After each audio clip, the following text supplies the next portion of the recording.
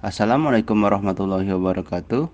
Pada kesempatan ini kami akan mempresentasikan hasil kerja kami selama kurang lebih 1 bulan terakhir, yakni Kitabisa Bisa Widget, sebagai bagian dari penyelesaian Company Capstone pada program Bangkit 2023 Batch 2. Tim kami memiliki ID C23KW01 dan beranggotakan 4 orang yang terdiri dari Ade Rocky Saputra, Abdul Aziz, Azhar Rizky, dan saya sendiri Muhammad Anugrah Hakiki.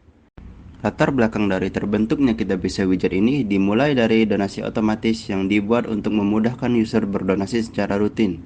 Fitur ini berhasil membuat user yang awalnya belum rutin berdonasi menjadi lebih rutin. Untuk memulai donasi otomatis, user dapat memilih kategori yang ingin mereka bantu, lalu user memilih jam berapa setiap harinya donasi otomatis akan berjalan, kemudian donasi otomatis akan aktif. Nah, dari adanya fitur terbaru ini, terdapat satu masalah, yaitu retensi. Hal ini terjadi karena saldo tidak mencukupi ketika donatur cenderung tidak mengecek aplikasi sesering biasanya. Solusi dari permasalahan ini, kita bisa sendiri membuat satu fitur baru, yaitu widget. Widget sendiri akan tampil di home screen HP user, sehingga user lebih peduli dan kantong donasi user lebih terpantau. Widgetnya sendiri ada dua, yaitu prayer widget dan donation widget.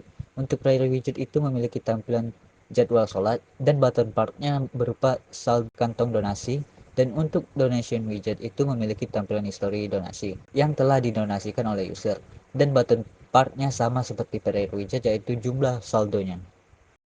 Setelah menjelaskan masalah yang dihadapi dan solusi apa yang diberikan, berikut adalah tools dan library yang kami gunakan.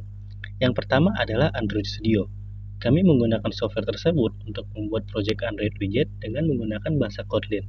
Lalu, yang kedua adalah Android Jetpack Compose, merupakan recommended modern toolkit untuk membangun UI natif.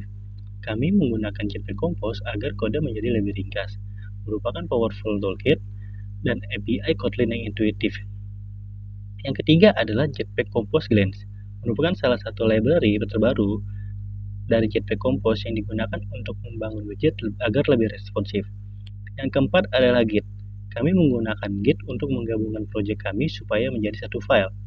Yang terakhir adalah kami menggunakan free open source API, yaitu API myquran.com. Kami menggunakan untuk mengambil jadwal sholat dan menampilkannya di widget. Berikut adalah milestone saat pembuatan proyek widget kami kurang lebih selama 1 bulan. Ini adalah tampilan dari widget dan beberapa state-nya.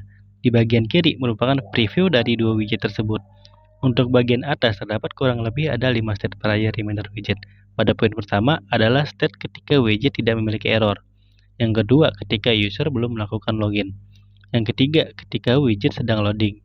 Yang keempat, ketika widget terjadi error. Yang kelima, ketika user belum mengaktifkan lokasi. Pada bagian bawah merupakan donation history widget dan beberapa state-nya. Pada poin pertama yaitu state ketika widget tidak memiliki error. Yang kedua ketika user belum melakukan login. Yang ketiga ketika widget sedang loading. Yang keempat ketika widget memiliki error. Yang kelima ketika user belum melakukan donasi. Berikut merupakan spesifikasi dari prior reminder widget. Yang pertama adalah ukurannya. Widget tersebut memiliki ukuran 3x2 sama seperti 349 dikali 220 piksel. Seperti yang kita lihat, widget tersebut memiliki panjang 349 piksel dan tinggi 220 piksel. Untuk spesifikasi dari player schedule sendiri, ada jadwal sholat yang didapat dari API, dan juga ada lokasi user yang didapat jika user allow lokasinya, dan juga ada beberapa state, yaitu waktu sholat saat ini yang didapat jika waktu sekarang sama dengan waktu sholat yang didapat dari API, dan juga waktu sholat selanjutnya yang didapat plus 1 jam dari waktu sholat sebelumnya, dan ada juga tanggal, bulan, tahun dari Masehi dan Hijriah.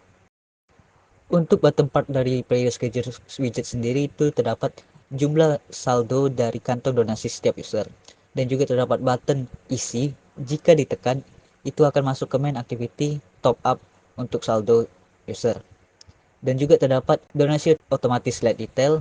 Jika ditekan itu akan masuk ke main activity donasi otomatis. Dan untuk widget sendiri itu terdapat beberapa error state seperti not logging state, dimana jika user belum masuk ke akun akan masuk ke state ini, dan terdapat tombol masuk ke akunmu. Jika ditekan dia akan masuk ke tampilan awal untuk login atau daftar. Selanjutnya adalah state ketika pengguna telah melakukan login akan tetapi belum mengizinkan akses lokasi.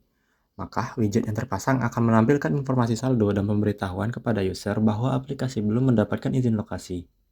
Dan terdapat sebuah tombol pada widget yang memungkinkan pengguna untuk membuka halaman dengan pop-up yang meminta izin akses lokasi agar pengguna dapat memberikan akses lokasi kepada aplikasi.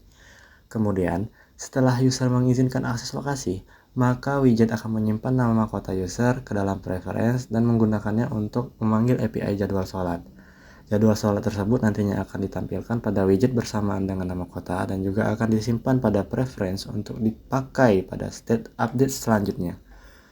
Jadi, pemanggilan API jadwal sholatnya dilakukan 1 kali dalam 1 hari.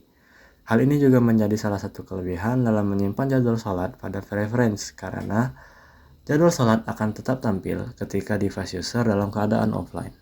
Kemudian, berikut adalah highlight waktu sholat dan cara kerjanya.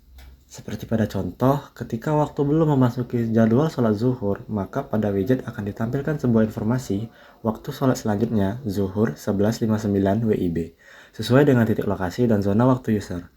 Selanjutnya, saat widget dipasang, widget akan melakukan penjadwalan alarm harian pada setiap pukul 00.03 pagi untuk melakukan update pemanggilan jadwal sholat pada widget, dan juga melakukan penjadwalan alarm untuk melakukan update highlight seperti berikut. Ketika memasuki jam zuhur, maka widget akan mengupdate highlight menjadi waktu sholat saat ini, zuhur, selama 1 jam ke depan. Setelah prior schedule trigger, maka widget akan melakukan schedule ulang untuk update pada 1 jam ke depan. Setelah waktu sholat saat ini telah melewati 1 jam, maka alarm akan di-trigger dan melakukan widget update untuk menampilkan waktu sholat selanjutnya, yaitu asar 15.24. Dan untuk trigger time masuk ke jam sholat, di-set dari waktu sholat ditambah 1 menit. Dan waktu sholat ditambah 1 jam ditambah 1 menit dari highlight waktu sholat saat ini ke jadwal sholat berikutnya. Penambahan 1 menit tersebut bertujuan agar mengurangi ketidaksinkronan waktu pada prior scheduler dan waktu pada device user. Selanjutnya adalah spesifikasi donation history widget. Yang pertama adalah ukurannya. Widget tersebut memiliki ukuran 3x2, sama seperti 349 dikali 220 piksel. Seperti yang terlihat, widgetnya memiliki panjang 349 piksel dan tinggi 220 piksel. Yang kedua adalah riwayat donasi. Yang ditampilkan adalah judul dari kampanyenya, tanggal saat donasi, jumlah donasi yang dikeluarkan. Yang ketiga menampilkan sisa saldo kantong donasimu dari user. Yang keempat adalah CTA button to top up kantong donasimu, agar ketika user klik button tersebut, maka user akan direct ke halaman top up activity pada aplikasi Kitabisa.